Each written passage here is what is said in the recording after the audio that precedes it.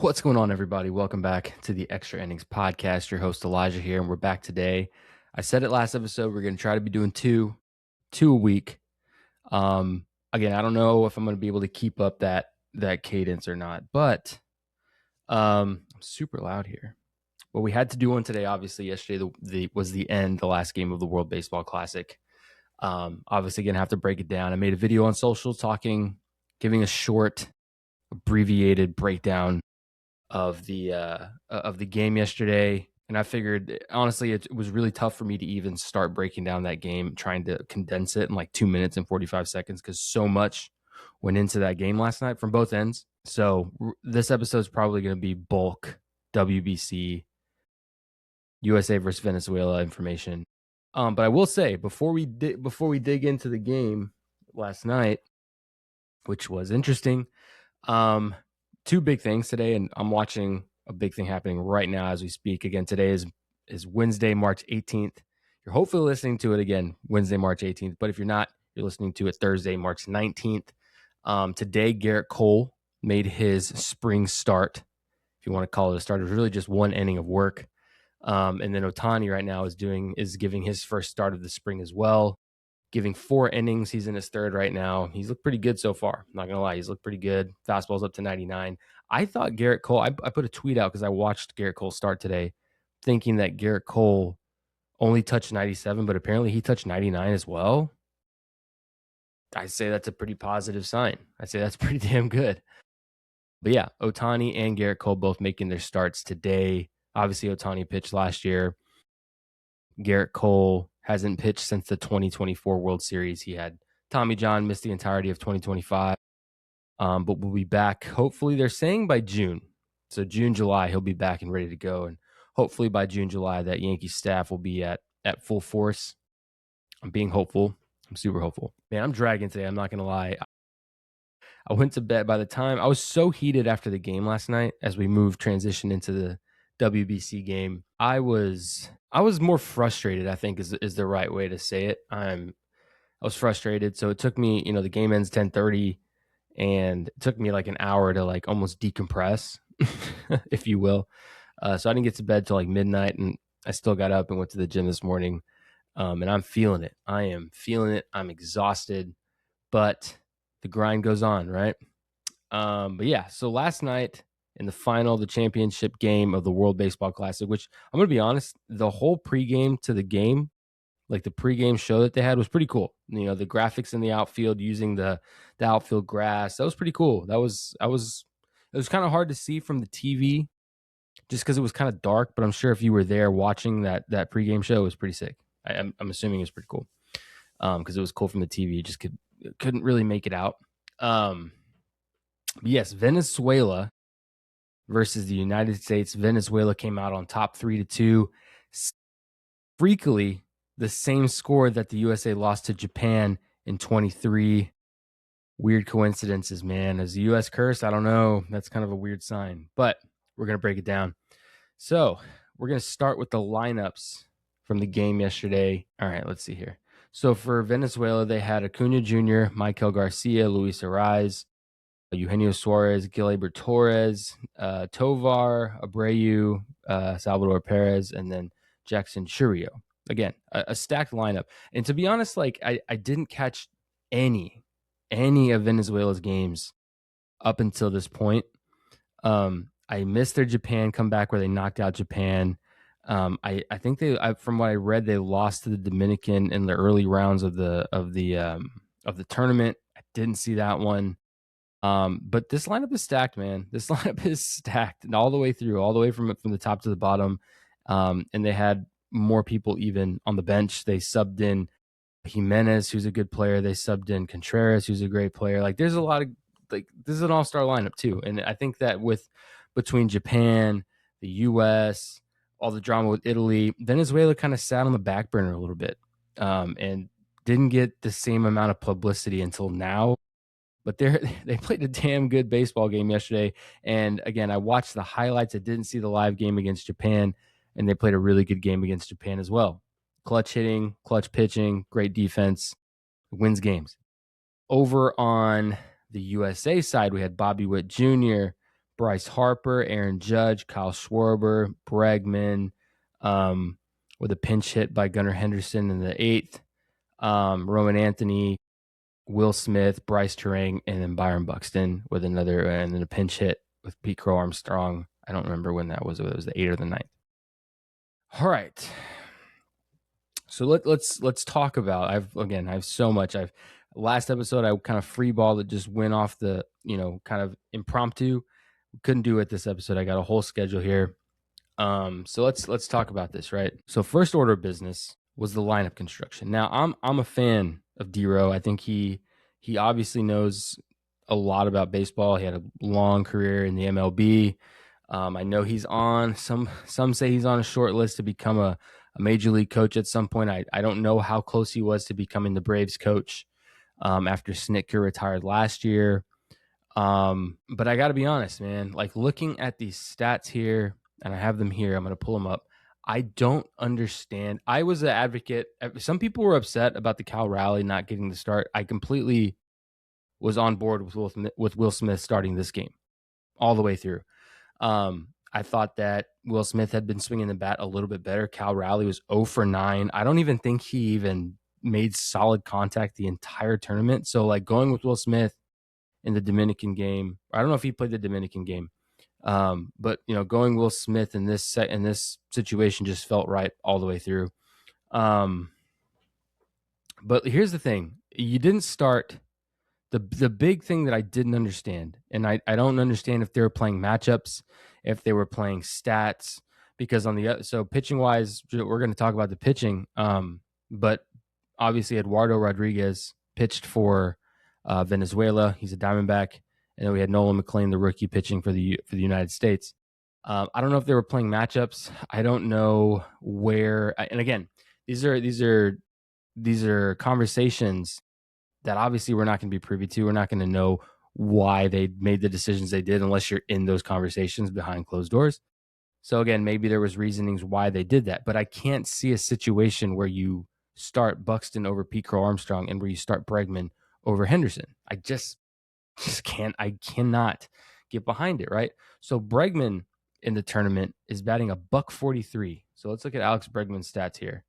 Alex Bregman, he played 5 games, got 14 at bats. He was 2 for 14, batting a $143 and OPS of 578 in the tournament. Again, I'm not super I'm not going to say here, I'm going to give the stats, but I'm not like hanging a whole lot on them because these are very small sample sizes.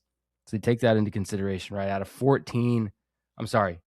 Yeah, so Bregman out of 14 at-bats, right? Some of these guys got into the 20s, some almost into the 30s, but those were everyday guys that never really got taken out of the lineup. But right there, so we got Bregman. So obviously Gunnar Henderson is a shortstop. He plays short for the Orioles. But they put him they had already slotted him at third. They put him at third against Puerto Rico. So he's comfortable playing third. That's not a reason why. But yeah, so they start Alex Bregman, who is 2 for 14. Now we look at Gunnar Henderson, who got 15 at bats, damn near the same as Bregman, and he's 6 for 15, batting 400 with a 1.267 OPS. How do you sit there? I don't give a shit about matchups. I don't care that he's Alex Bregman and just signed a fat 5-year deal with Chicago. None of that should matter. I get it. He's Alex Bregman. Okay, he's had more time in the league. I mean, I cannot understand. That's one thing that I really don't get. And again, there's always the whole thing. Well, Alex Bregman probably had to get X amount of at bats and all this stuff and the seniority of it. Okay, whatever. But this is the championship game. Like at some point you have to be like, yeah, I don't really care. It's one game. He can return to camp tomorrow or Friday and get the same amount of at bats or make up those at bats. They needed to win that game.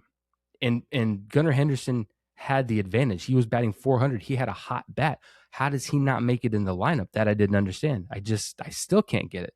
And then the Pete Crow Armstrong, who came in and gave them life in the game against Italy. He was the last piece that was still putting up runs towards the end of that game before they ended up losing.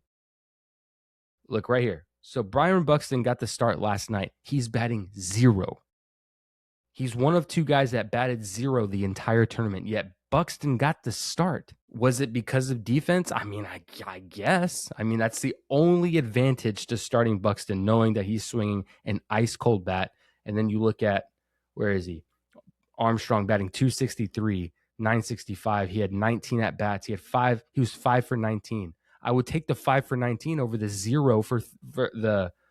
freaking 0 for 7. I don't understand. Again, the only logical reasoning was that Dero had to play these guys because of agreements with the clubs, and they had to get those at bats. They had to leave the tournament with X amount of at bats.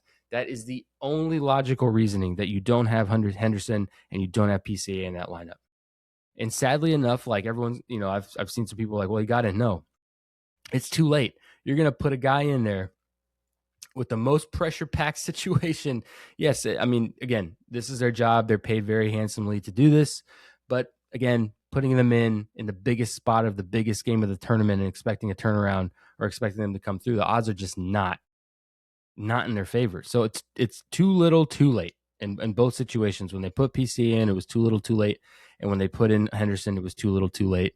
And even then, Henderson squared the ball. He just hit that shit straight up. I would have rather taken my chances with those at bats the entire game. So that was one glaring issue that I had with the lineup construction. And then let's talk about like offense, right? So let's talk about the offense. And I feel bad I'm not talking about Venezuela right now, because I mean, Venezuela put the ball and they put pressure on the US the entire game. Obviously, I'm not going to look into their entirety of how they played the whole tournament, because they played good ball. But like right here, so Ronald Acuna had a hit. Eugenio Suarez got the hit, the double that won the game essentially. Gleyber Torres 0 for, Tovar 0 for, right? Or so Tovar went 2 for 4. Wilyer Abreu got a hit. Obviously, was that home run. Salvador Perez got a hit, a little cheap shot into right. So they put pressure on the U.S. all night long. They did. They put pressure all night long. They hit the ball, they put the ball in play, and they gave themselves chances, right? And that's how you win games. That's just how you win games. That's why the Dominican was so successful. They didn't strike out. They didn't get themselves out. They put up really great at-bats all tournament, right? That's the truth. But now, the biggest problem that I had with the U.S., and we're going to talk about the pitching here in a little bit, but it wasn't the pitching. The pitching was great all tournament. I think you can have an exception of like one game, and that was against Italy when they lost, and even then a cheap Crawford box home run and one other pitch. The pitching for the U.S. was really good.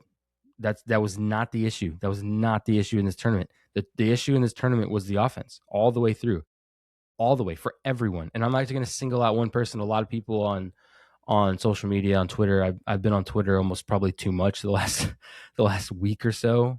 Maybe that's why my brain's fried. I've just been like pushing out content and getting on Twitter probably too much. But a lot of people are looking to blame one guy, and that's the internet. Everyone wants to blame someone for this horrific loss. So everyone's trying to point the finger. A lot of people point the finger at Judge. They're pointing the finger at Bryce Harper. They're trying to find someone that they can point the finger at. And to be honest, you're going to need more than two arms, because you need to point it at the entire roster. Because none of them showed up, aside for Gunnar Henderson with that 400. And then Bryce Terang, who hit very well too. I mean, everyone was very lackluster. 280 for Roman Anthony, like the total amount of hits they had. So let's look. Roman Anthony had 7 hits. Roman Anthony hit really well. Clutch homers against, I think he had one against Great Britain. He had one against the Dominican, the winning home run against the Dominican Republic. Pete Crow Armstrong hit the ball really well. Gunnar Henderson hit the ball really well. Aaron Judge gets clowned a lot because of who he is and the stature that he carries, right? It's the same thing we see in New York. People want to shit on Aaron Judge all the time. And again, you can't really have the stature he has and expect it any other way. And I think he handles it really well. But to be honest, man, and I was arguing with someone who was watching the game with me last night. Aaron Judge is not clutch. Aaron Judge in big moments, how do I say this? Historically, has not come in clutch, but we saw he answered the call all last postseason. But unfortunately, this tournament in big moments, he did not. He just wasn't there. The home run after Bryson, then hitting the weak ground ball, or the strikeouts to end the game against Italy. In big moments, he did not. He did not show up. And that's just part of the game, right? But yeah, so Aaron Judge, 222. I don't know, not a whole lot of pop there. Bryce Harper was very off and on, but then again, he showed that clutch gene that he always has with the home run last night. And I'm so pissed off that as legendary as a moment that was, it's going to be forgotten because of what happened literally the next half inning. But again, I think that moment right there, kind of speaking on Bryce Harper, and he's been a topic that I've talked about now quite a few times over this offseason going into spring training, obviously addressing the he's not elite comments from Dabrowski and a lot of other chatter that he's not the guy he used to be, his bat speed slow, yada yada. Again, and as I'm criticizing this lineup, I do know it's still spring training. These guys are still getting going. I think it's a lot easier at this point in the season, quote unquote, for pitchers to be more advanced and be more ready than it is for hitters, because for hitters, you need to see a lot of at-bats, you need to see a lot of pitches, and you need to go into a lot of games, and then you find rhythm and you find swing. And again, it's the same thing. You're chasing a swing, you're chasing a feeling in the box. So when you're chasing a feeling in the box, that takes a lot of repetition and a lot of just seeing a lot of pitches and a lot of at-bats going into the season. So these guys are nowhere near their stride. So I can see that all the way through. So as I'm criticizing that and as I'm saying this, I do know that. So I'm not like holding a whole lot of stock. But at the same time, you did expect just a little bit more, a little bit more out of these guys. And I mean, personally, selfishly, a lot more. But Bryce Harper, came into that game and obviously just got the perfect pitch and executed dead center and hit the home run and put these guys back in the game. And that was clutch. And we've seen Bryce Harper be clutch multiple times in his career. It's not foreign to him. A guy that answers the call when the team needs it, Harper does it. He's done it repeatedly. So that has to go, you put that on your back and you take it, man, because Bryce Harper, when he needs to be there, he's there. I will give him that. Some weird at-bats, 100%, especially towards the beginning of the tournament. Overall, with that moment alone, I think that was Bryce Harper should have. It's sad and it's a shame of how it ended, but he should have deserved more for that hit that he put up there. Kyle Schwarber, 6 for 25, 320. Kyle Schwarber is another one of those guys that you hear the Schwarber bomb, and he hit 56 bombs last year, so you expect more. And a lot of his success in this tournament was very quiet, not a whole lot. Though he did walk quite a bit, if I'm not mistaken. Yeah, 6 walks. He's up there with Judge, who walked that many times as well as Bobby Witt. But Bobby Witt's leadoff, and he works count, so a little different there. Buck 43, not good. Buxton, 0. Ernie Clement. I feel bad for Ernie Clement, man. Being part of the team, he didn't see much action at all. What was he? He got 5 at-bats, 1 hit. Can't really fault him there. Paul Goldschmidt's another one. I think he played 1 game. Got 1 hit that game. I mean, whatever. Cal Raleigh, 4. Cal Raleigh got 9 at-bats. He scored 4 runs, walked 4 times. So every time he walked, he scored, but no hits, nothing. Batted a big 0. Will Smith, 231. Again, he swung at a ball that hit him yesterday. Again, these guys are very rusty or something. Swinging at a ball that literally hit you. It's a bad look.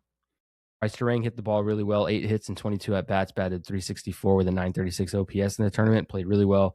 And then Bobby Witt was just stellar on defense. Again, not great at the plate, 250. I think he had, 6 hits, 2 doubles. That's not bad. I take that back. Bobby Witt showed up, and he played his ass off defensively, man. So to tie all this together that I'm saying, I'm going through all these stats from the whole tournament, the offense was the problem. The offense was the issue. They never really got going. They struggled a lot at the plate. I mean, hell, if we just look at the game last night, they had 3 hits, 2 of them coming from Bryce Harper and 1 coming from Bryce Terang. And I think that can lead into, my next point, which is the pitching matchup. So Erod, Eduardo Rodriguez, Diamondback. I'm going to be honest. I made a video. I talked about this going into the game day of earlier in yesterday morning, talking about I as a player, as an avid watcher of the Diamondbacks and as a fan of the U.S., I was so sure that this was going to go a completely different way because I watched too many of Eduardo Rodriguez's starts last year. I watched way too many, and at times he was a tough watch, man. He missed a lot. He got tagged quite a bit. He's a very far cry from the pitcher we saw in Detroit years ago, and then the guy who signed with the Red Sox and is now a Diamondback. Just not the same guy. And he proved a lot of people wrong, I'm sure, because I'm sure I'm not the only one that held that sentiment. I mean, I'm sure he proved a lot of people wrong yesterday because he shoved. I mean, he threw no mistakes in his entire, I think he went 5 innings or so. No mistakes. He was phenomenal. And as a Diamondback fan, selfishly, I'm hoping he can carry that into the season. But I mean, he posted a 5.02 ERA last year. Like, he got tagged quite a bit. He got hit hard. I mean, a lot. But he showed up, man, and he threw a hell of a game. So you can't say anything there. He held the U.S. to literally 3 hits. Literally 3 hits. I mean, I don't know. Hold on. When did the U.S. get their first hit? Scoring. No, what? Why can't I see all the scoring? Okay, we get it that Bryce Harper hit the horn, but they had. Oh, well, no, they scored all then. No, I don't need to see scoring. I want to see all. When did they get their first hit? It was Terang. They got their first hit in the 3rd and then didn't get another one till the 8th inning. That's bad, man. And again, like Eduardo Rodriguez, nothing on him, no disrespect, but he wasn't really throwing anything. He had the good changeup and he had his 92 to 94 fastball, and he predominantly threw that off of each other. And it's like they didn't make any adjustments. And the other thing, like all their base runners, they didn't have a base runner go past first until obviously that home run. They didn't have a single base runner go past first base the entire game until the 8th inning. And it felt like every time they got that person to first, and honestly, it was always with 2 outs. Again, you're playing your chances so low. You're playing with 2 outs, like no room for error. Like that alone hurts you.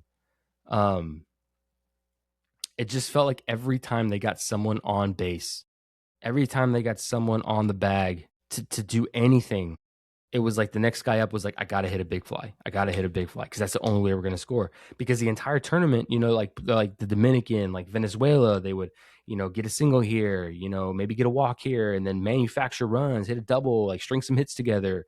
The U.S. did none of that all tournament. It was big fly or nothing. And they got singles here, double here, single here, double here, but never made anything of it.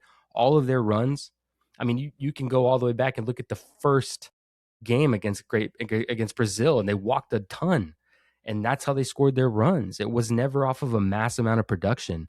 So like going into this game, it was like you could feel like you're relying on the big shot. You're relying on the big shot the whole game. And like, yes, it's fun, it's exciting, and obviously Venezuela with the 2 jacks this game, or with the jack this game, and then they manufactured their first run. Like, I get it, it's part of the game, but like the U.S. they couldn't do anything else other than that, and that hurt them huge. It hurt them bad. So yeah, to tie it all together, get some Gator here. To tie it all together, the lack of offense is why the U.S. fell to where they fell, plain and simple. Now let's move on to the pitching, because I got some shit to say about the pitching. Believe me, I got some shit to say. Let me pull up the pitching here. What do you mean, Christopher? I don't want to see that. All right, here we go. All right, so the pitching yesterday. Well, let's just talk about the pitching in general. So a lot of people, again, I know Twitter is like probably the wrong place to look, but it's the only real sounding board you have during these moments. People were really upset with with Nolan McLean starting the game. And again, you can be mad at Nolan McLean for getting the start in this game or getting the nod. He didn't have anybody else. I think he did a phenomenal job. I don't think he did anything. I think he made that one mistake to Willie Abreu where he gave up the home run in the 4th or 5th. But other than that, man, he had one wild pitch that kind of took out a double play ball that maybe would have done a lot better, would have saved 1 run in that moment. Because I think it was in the 3rd, he gave up a hit, walked Ronald Acuna Jr., threw a wild pitch. Those guys advanced to 2nd and 3rd, then gave up a pop-up that sacrificed the run in. That was their first run, and then got out of it, and that was 1-0. And then I think 2 innings later, he gave up the home run to Willie Abreu, 2-0. And then he exited the game in the 5th because I don't think D-Row wanted him to face the top of that lineup for a 3rd time. Understandable there. But the thing is that 2 runs, like, and that's how, like, as a fan of the United States watching the game, 2 runs felt like 5. Sadly enough. And again, it's not necessarily part of it goes on the fact that the US's offense was dead flat, But the other part of it is that you're facing some of the best pitching in baseball. So yes, runs are hard to come by, especially in these kind of situations, especially in a championship game. Um, but I don't think that, like, there's a lot of people talking mad shit about Nolan McLean, saying, "Oh my gosh, it was the Mets," and people love to shit on the Mets. I mean, let's just be honest. People love to talk mad shit about the Mets, but he left that ball game in the fifth inning with a 2-0 game, which was very much a game that was in reach. He had given them every opportunity to win that game. There was no run support, zero. I mean, it could have been one. It could have been just that one singular run, and it wouldn't have mattered. It wouldn't have mattered. You didn't score the entirety of the game, right? And the other thing, people, I mean, again, bias or not, people love Paul Skeens. I'm a fan of Paul Skeens, but they're let me see if I can find it actually. Paul Skeens' game against the Dominican and Nolan McLean's game against Venezuela. So Paul Skeens went 4 1/3, 1 earned run, 6 hits and 2 Ks. McLean went 4 2/3, 2 earned runs, 4 hits, 4 Ks. I mean, it damn near matched him. So you can't sit here and tell me that McLean was the reason they lost the game. It wasn't. And for a rookie to be put in a situation like that, pitching the biggest game of his life, essentially, and came out and gave that kind of performance. I mean, what else do you want? What else do you? I mean, U.S. hits the ball. It's a completely different ballgame when we're talking about a completely different story. And Nolan McLean is a Rookie of the Year in the World Baseball Classic. So that's the thing. But a lot of people were like, "Oh my gosh, the pitching was not great." The pitching for the U.S. was phenomenal. It was great. Logan Webb did outstanding. Mason Miller, outstanding. Paul Skeens, outstanding. Bednar, outstanding. McLean's ERA is inflated because of the 2 runs then and the 4 runs against Italy. But again, going subjectively off of the start last night, he was phenomenal. Clay Holmes, 0. Tarek Skubal got tagged for 3. He gave up 1 run. Okay, so we're going to talk about Tarek Skubal because I got feelings about Tarek Skubal. Michael Wacha didn't do great. He's got a 9 ERA. Whitlock. Okay. We're going to talk about Whitlock, but Whitlock was nails. Gave up 1 run the whole series. Brad Keller did great last night. Matthew Boyd was the one that got touched pretty bad against Mexico. Griffin Jacks did great. I don't remember watching Spear pitch. Yarbrough got touched up. I didn't see Clevenger. He got 1 inning, and then Will Vest got an inning. I guess I missed that one. I didn't think we used Will Vest. And then Ty Rogers pitched really great as well. Got them out of the gym in the Dominican and then pitched well last night too. So the pitching was great. The pitching was awesome. I mean, you can count the 5 runs to McLean, 2 against Venezuela, and then 3 against Italy, right? 1 run went to Paul Skeens in that Dominican game, 1 run to Tarek Skubal, 3 to Michael Wacha, 1 to Whitlock, which was the one last night, 4 to Brad Keller, okay, 3 to Matthew Boyd. He got touched pretty bad against Mexico. Spear gave up 2. Ryan Yarbrough gave up 3. In total, 5, 8, 12, 13, 16, 17, 23, 24, 20. They gave up 25 runs in I don't know how many games. 25 runs. That's it. That's the only amount of runs they gave up. That should be enough. That's so little. And I don't know how many games they played. 4 in pool play. And then the semis, I think that's right. 4 in pool. So 6 games they gave up 25 runs in 6 games. I mean, that still should be enough. With the caliber of this offense, that should have been enough to win games. So the pitching was not the problem all the way through. The pitching was not the problem. Now let's look at there was a lot of, we'll move on to the reliever aspect of this game.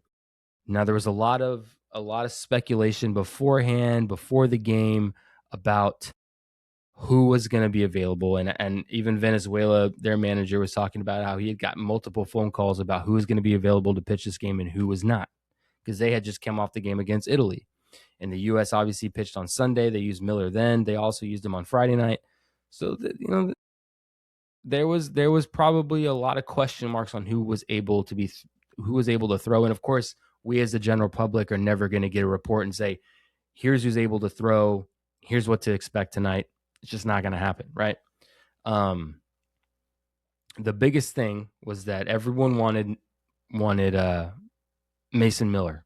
Everyone wanted to see Mason Miller. Obviously, in this game, in this tournament, Mason Miller threw 4 innings, 2 saves out of those 4 innings, 10 strikeouts. Did have 2 walks, but 10 strikeouts. Opponents are batting a flat 0 against him. So, of course, obviously seeing the 100 miles an hour, people are like, we want Mason Miller to close this game or come into the game. Again, now I'm going to play devil's advocate with myself.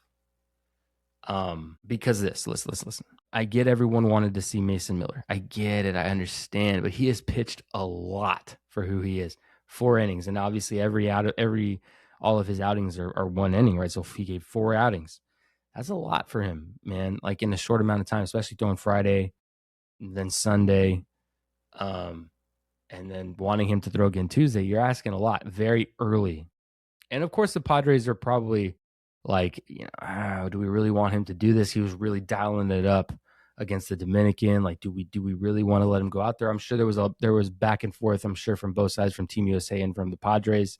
And I say all this to say, because all day there was Mason Miller will be available. And the minute I saw that, I was like, holy shit, like, all in, here we go.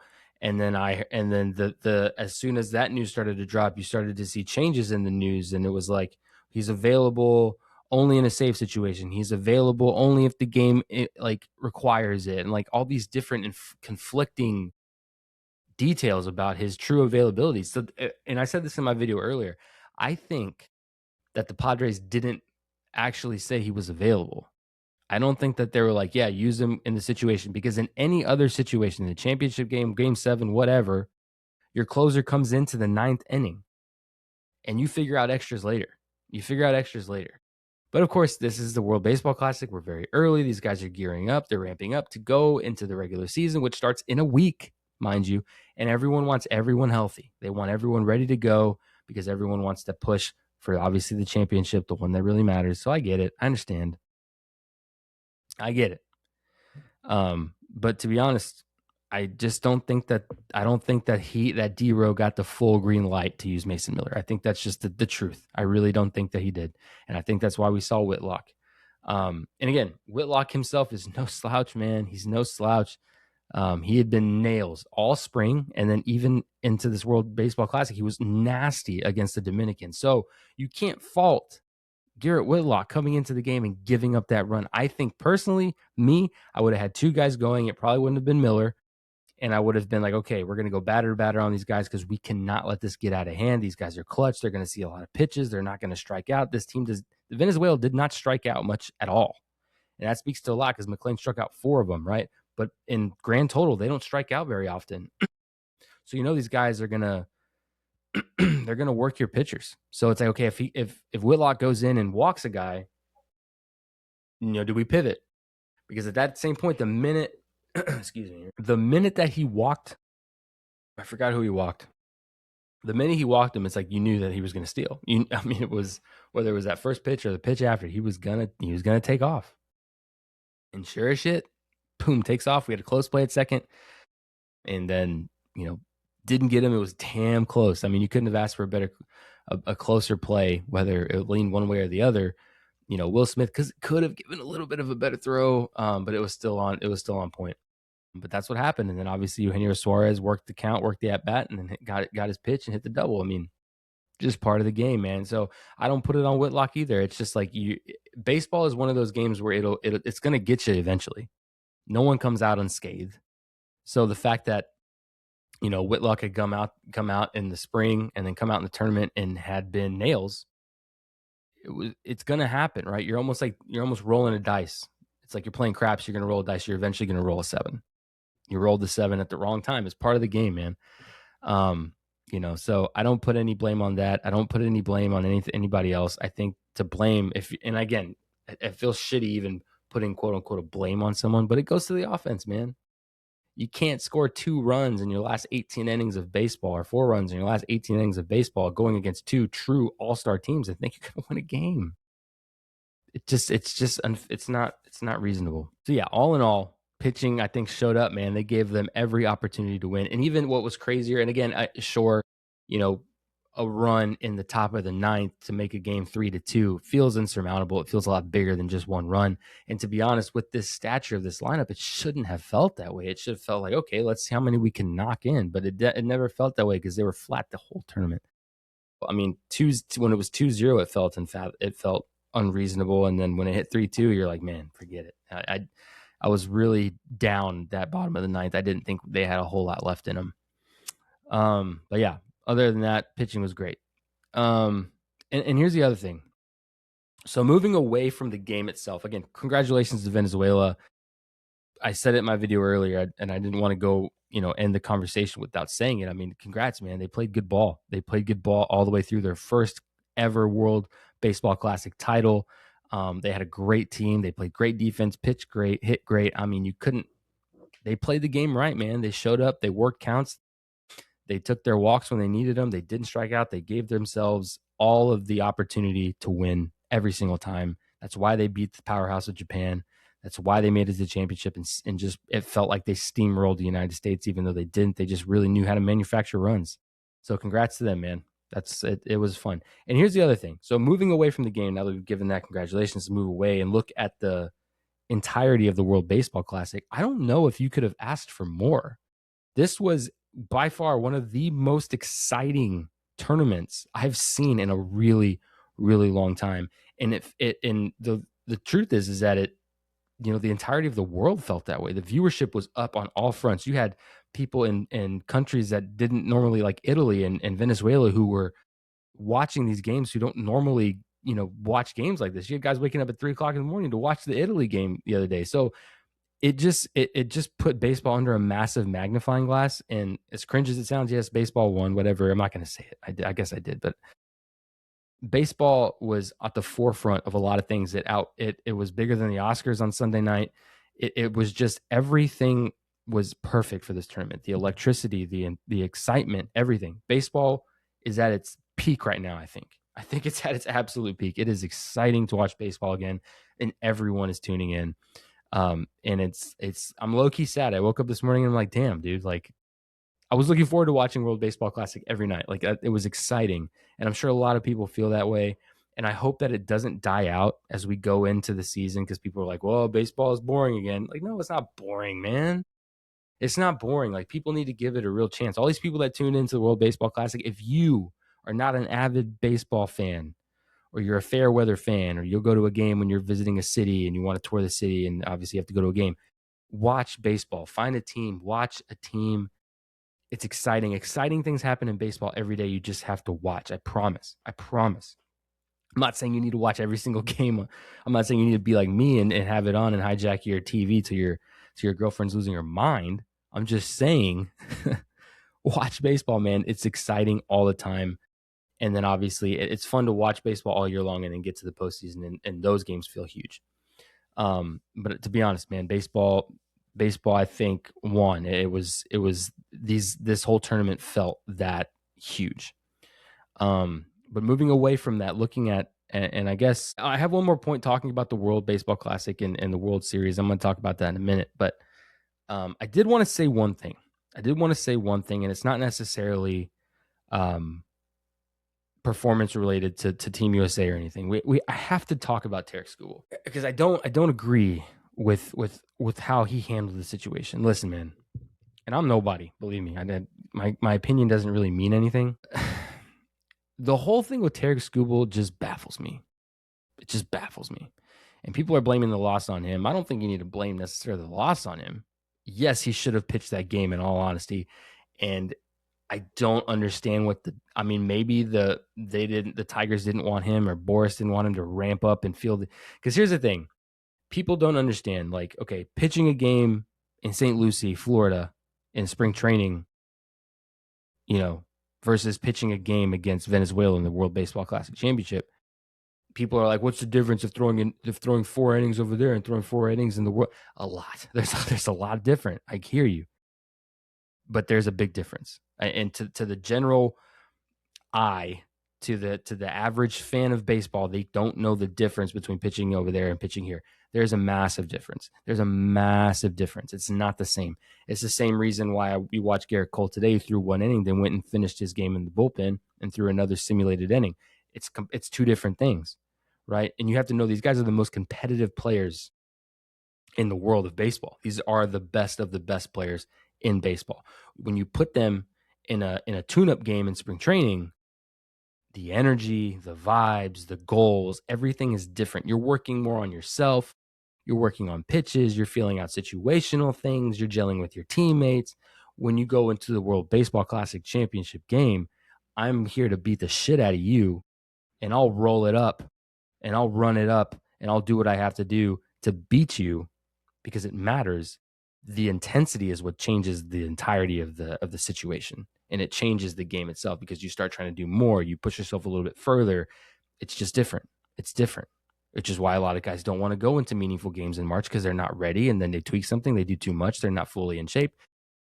All that encompasses, right? So I can understand why Tarek Skubal threw his game, and it was a low intensity game. It was against Great Britain, and then he left and he went back to Florida, and he was split about it because yes, the energy and the excitement and playing with arguably the greatest lineup that the U.S. has ever assembled is probably like, damn, I don't want to leave. I wouldn't either. Who would want to leave to go back and play in a backfield spring training game when you can be playing with Bryce Harper, Aaron Judge on a massive stage, on the biggest stage there is in baseball right now? No one would want to do it. So I get it. And again, he has the contract coming up.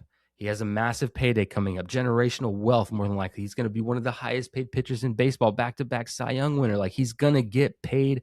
And whether it was the Tigers or Boris or he himself, and he didn't want to admit it, doesn't want to jeopardize that payday, I get it. I get it.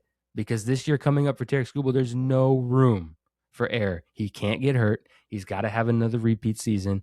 If he has a little bit of a subpar season that he's had the last 2 years, you don't know. He's still going to get paid because everyone has his, they've seen what he can do at his height, right? But if he goes out there and gets hurt or something happens or whatever, that payday is in jeopardy. Because will he be the same? Is he going to be able to do what he did the last 2 years? There's too many question marks. The payday reduces. So I get it. I understand, dude. I understand that you're worried. I understand that you need to make the money next year. I get it. I understand. But you can't leave the team to go play for the Tigers and then come back and want to be treated and want to get the jersey and you want to do everything that Team USA is doing. You don't get that luxury. I think that's wrong. That I didn't agree with. I understand you want to leave. I understand you have a lot on the line. I understand that your circumstances are very different from a lot of these other guys who have signed their contracts. They played the game. They're ready to go. It's different. It's very, very different. And I'm cool with that, bro. Hey, you don't want to play. You don't want to jeopardize. We're good. I get it. Cool. But you can't come back and walk with the team and hang out with the team and wear the jersey and get dressed up. You lost that privilege. I think that's wrong. I don't think that that's fair to all these guys who have given up their chances to get up and get ready for the spring training, or get up and get ready for the season with their spring training at camp. They gave that up to be here with these guys to fight for, not fight, I mean, that's dramatic, but to play in the World Baseball Classic. So they have all the eyes on them. They have all this.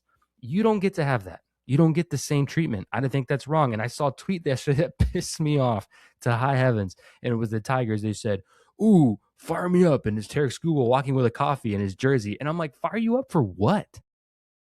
For what? He's not going to play. He left.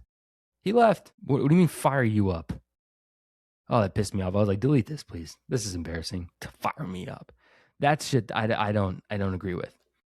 So again, to sum up the Tarek Skubal situation, cool, you left. I'm not mad at you for doing that. I know baseball. I know how this game works. I know what's on the line for him. I get it. But don't come here trying to get the same perks and the same everything that these other guys got. It just doesn't work that way. And I think him still being able to do that just kind of rubbed me the wrong way. I think that's the best way to put it. I got one more thing. It's almost like a therapy session for me, venting all this shit I had built up over yesterday. All right, so the last thing I had on my docket, my itinerary today. By the way, this is episode 101. I completely glazed over the fact that my last episode was 100. That's crazy. Doesn't feel like I've done 100 of these, which is wild. And honestly, had life not been so crazy, and had I not like taken these massive gaps, like I've taken gaps at the All-Star break and then hit back like 2 months later, had I not taken massive gaps and been more consistent, I'd be at way more than 100. Crazy that I started this in 24 and I'm only hitting 100 in 2026. But I digress. So there's been a question that's been thrown around I've seen it on Instagram. I've seen it guys talking about it on Fox, with Jeter and A-Rod and Poppy and all those guys. Everyone's talking about this thing, right? And I kind of spoke to it a little bit, and I feel like I may have got ahead of myself earlier. But there's been a lot of people asking the players as well, like, is the World Baseball Classic bigger than the World Series? Does it feel bigger? Does it feel more important? And a lot of people have had some really, really mixed responses, and then the responses have rubbed fans the wrong way. Crazy that we even have to sit here and think, because honestly, these players can say and do and feel what they want. Doesn't really matter what the fans think. You can think whatever you want, right? Everyone's entitled to their own opinion.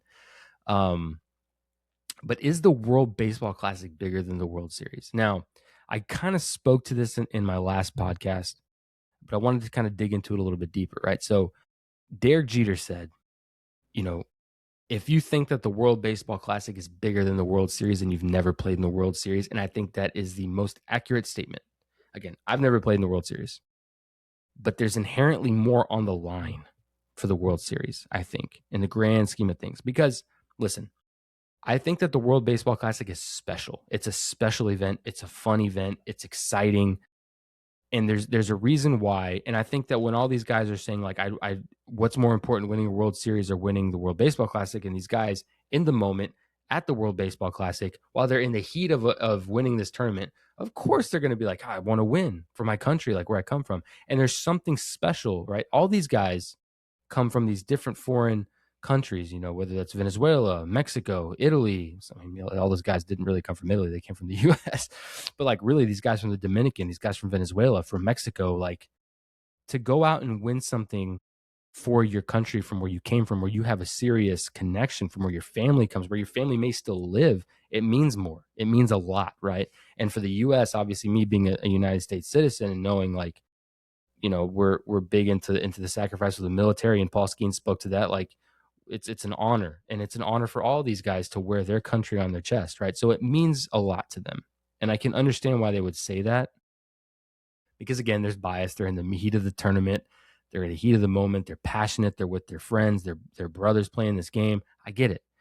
I still don't, and I think Derek Jeter hit the nail on the head. I think that the World Series is still bigger, but at this moment, at this exact time where they are, where they have what they're feeling, how caught up in the moment they are, I'm sure it feels bigger. I'm sure it feels bigger, but they're two separate things. They're two completely different things. I think you can't even compare the two, right? Because the World Baseball Classic is awesome, and you're winning it for your country, and you're doing all of it for the name on your chest, and it's something that connects to you deeply, and I think that's why it has so much. That's why I think it has so much weight on some of these guys. Like, you saw a lot of Venezuelan guys crying, and they're just happy. You saw Miguel Cabrera, absolute legend. He was in tears winning this because it means a lot to them in their country, and it gives a spotlight to these countries that may have not had it otherwise. And that's awesome. That's why they do this. It just globalizes baseball, and it just means a lot. But the World Series, right, is I think bigger in the sense that these guys dedicate their entire lives, like an entire year of ball. If you start in spring training and you make it to World Series, and you make it, you play the 162 and more, it's a culmination of all this hard work with this group of guys. And a lot of times, to make it to the World Series, you have to have a special group of dudes, and there's got to be connection. There's got to be chemistry between the team. And it's just a lot of hard work put. And then to win a championship after playing 162 plus spring training, plus the ALCS, plus the DS, plus the wild card, like, it's a culmination of all of your hard work for the year. It is this massive thing at the end of the year that you put everything, your heart and soul, pain, blood, all of it, into this one moment. And I think that's what makes the World Series so special. And there's people arguing like, oh, there was more eyes on the World Baseball Classic than people watched the World Series. That's not true. That's not true at all. Especially this past year, I was not a fan of either team. I know I have Dodgers shit now because I had to buy at least a piece of merch because of how awesome. But that's a prime example. That was an awesome World Series, and I'm getting a Blue Jays hoodie coming here pretty soon. My point being is that it opened up my eyes to seeing players that I would have never watched before, but there were so many eyes, and a lot of people were saying that this may have been one of the greatest World Series we've seen. It went to a Game 7. In my lifetime, I don't remember, maybe the Texas back in 2010, but there's not a lot of game sevens in the World Series. There's just not. I think Chicago Cubs may have had a game seven too, but it's just like, that's a legendary thing. And to have one and to have as many people, how incredible that series was. It was just, there was a lot of people watching it, and it was just as important, if not more important. I just think they're two separate entities. And I think that people getting upset over somebody, devoting more of who they are to where they come from rather than the team that they're playing for 162 games out of the year, it's silly. It's silly. They're caught up in the moment. They feel a personal connection, but the World Series and them playing for their teams is also way more important. And I just think that it's time you just have to understand that. And I hope that made sense. It's very cluttered, and it's confusing. And I'm sure there's a lot of different emotions and things that go into both sides of it. But I think that you can't compare the two. And I have to agree with Jeter. I think that to understand, and you have to have played in the World Series to understand the magnitude of what it feels like. And I can't think of any other way. And I've talked to guys, like I had the privilege of talking to Jose Trevino after he played in the World Series in 2024. Like, the way he described it was, it's a completely different feeling. And it's different than I think they feel in the World Baseball Classic, because it's just two separate events, man. But the World Series, it is bigger, I think. And it means more. It means more. It sets you in record books. It sets you, and it gives you the opportunity to make a name for yourself and it's just so much more. It's so much more. So lay that to rest. I don't think that there's any comparison there. But yeah, guys, a lot to cover. We covered a lot. It's maybe been one of my longer episodes. Damn, I'm at 53 minutes. I went off. So sorry if you had to hear me rant and rumble and ramble on for 53 minutes. Hopefully you're still here. But anyway, guys, baseball season is here. We're damn close. We're a week out. I think it starts on the 26th next week. So we're in the home stretch. We're almost there. It's kind of weird that we're going from watching these crazy intense games. Now we're back to watching spring training for a week. And then honestly, I think we may see the big guys cut out Monday, Tuesday, and they're not going to play again until opening day. A lot of big pitchers are not going to be pitching until it's time for opening day, and then they'll get back on their schedules. But it's exciting. Baseball is officially back. The World Baseball Classic has ended. Sad that we're not going to see another one until 2030, but hopefully the Olympics in 2 years is going to be absolutely lit. I'm assuming it's basically going to be the World Baseball Classic again. So we're going to get it in 26 and 28 and then 2030. So can't really complain. But anyway, guys, thank you so much for listening. If you're still here, I appreciate it. Be sure to follow me on Instagram, follow me on TikTok. I'm posting there again, on Twitter. If you want to talk some ball, I'm trying to get on and off, trying to be on Twitter, not a whole lot, just mostly during games and stuff. And then obviously here on YouTube, like, subscribe, all that stuff. Comment if you think I'm totally wrong. Let me know. Let's talk. I love talking ball. So once again, guys, thank you so much for listening, and we will catch you guys in the next episode.